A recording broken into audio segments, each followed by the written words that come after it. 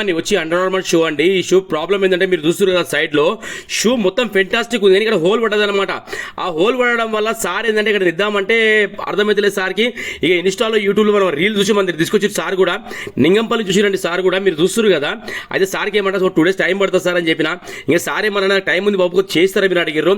మన దగ్గర ఏ పనులైనా సరే అప్పుడప్పుడు కావండి, ఖచ్చితంగా 3-4 days టైం ఇవ్వాలి. ఎందుకంటే కస్టమర్లు మన దగ్గర విపరీతంగా వస్తారు కాబట్టి టైం అనేది ఇస్తే, ఎందుకంటే అంతకుముందు ఇచ్చిన వాళ్ళు వర్క్స్ ఉంటాయి మన దగ్గర.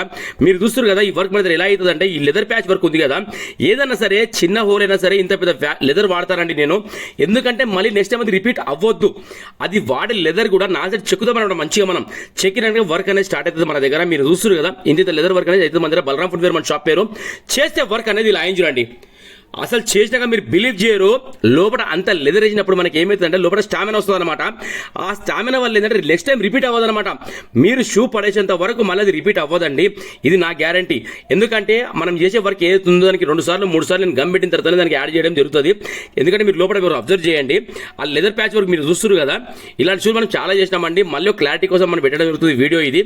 మీరు చూస్తారు కదా 2 షూలో కూడా అయిందండి వర్క్ అలాగే సేమ్ యాక్సిస్గా. మీరు చూడండి లోపల సైడ్ నుంచి అది చెక్కడం వల్ల ఏంటంటే లోపల మనకి డిస్టర్బెన్స్ అనేది ఉండదన్నమాట.